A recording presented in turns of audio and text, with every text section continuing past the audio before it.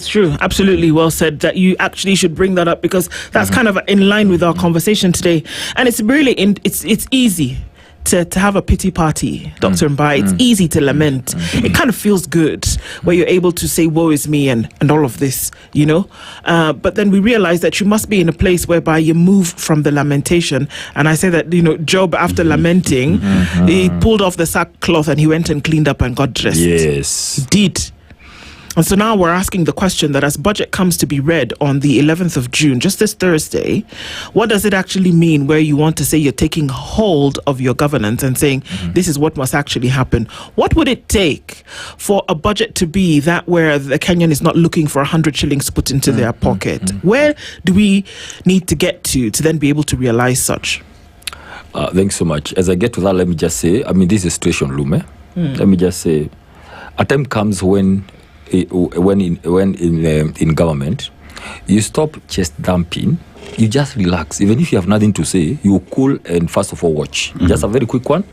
We saw the PS for education, chest dumping, literally speaking, foaming from the mouth, literally. How schools the schedule cannot stop. How people must go and learn and all that. Look here. Tonight, I think for the last 48 hours, several other schools, actually one of them have been banned somewhere. Let's stop chest dumping. Sit down. I know the problem is that a lot of people in this government have no experience in governance. You know, the real governance, the real, you know, experience they don't have. They just came from the bushes and they're holding very important positions. Very important positions. PS for education. Really, can you relax first? You talk something, then you'll be challenged by those kids. They'll tell you they want a half term now. So what are you going to do? You know, don't. Relax. You cannot run a government where, is it 71 now? Schools are closed. You must listen. Well over. It's all over. Well over. And the kids are saying, we are a bit tired. You know, listen to them and then think next time how you're going to structure the term. Then let's not chest dump, you know. It's not the time for chest dumping. Yeah. So do let me answer your question. We are very concerned, generally, and from the from the overview. A budget, just to explain, because you don't want to make this a mathematics class, is where you appropriate money so that the money can go to productive areas that will then spur the economy. At the end of the day, everybody has some money in their pockets. Right? Is where you say, we're expecting this amount of money this year, so that money is going to which sectors? So that then, like you are saying, everybody, if it's agriculture, where is it? We ask a question. Which sectors drive the economy for the common people, not for the elite? You know, talk about agriculture.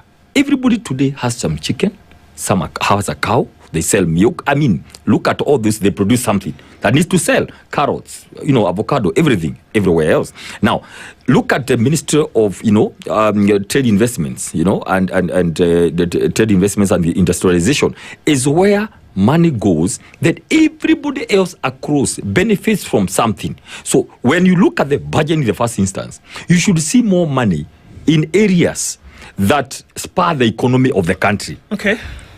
Basically, of course, what is the most basic for the government? Health and education. You should see more money. Now, when you begin seeing reduction of budget on education, you get very worried. Of course, one of the reasons we have been working on and what we are going to work on next year, we cannot have 5 bursaries. We cannot have. Look at failure. We have been talking these things every day. At some point, the CJ, somebody who you don't think can comment on some issues, commented about that issue, you remember? And he said, it simply lacks political goodwill. Because you are holding by cartels, you know, you are holding by the MPs. You don't want to disturb this. You don't want to disturb. You simply need someone to come and say, corrupts and education, be free. You are done. We don't want to go doing fundraisers every other day. That's not what we want, right? Every other day today, they are whatever, and health.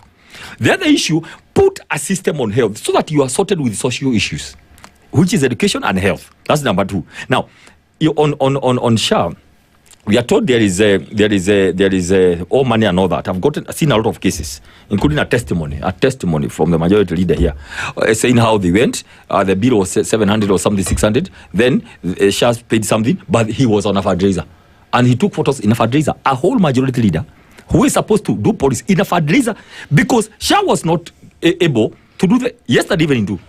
I was asked to go, and I looked as a leader. People are there like 500 doing a fundraiser for someone.